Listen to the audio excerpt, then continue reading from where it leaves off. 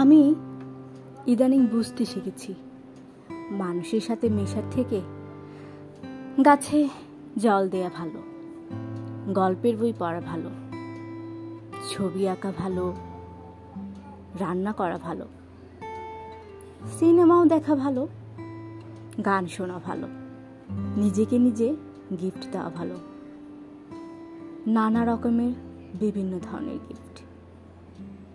নিজের ভিতরে জমে থাকা কথাগুলো কাউকে বলার থেকে লিখে ফেলা অনেক ভালো।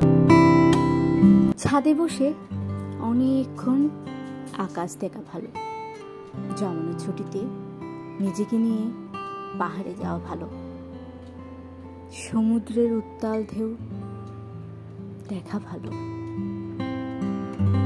আরাম করে ঘুমানো ভালো।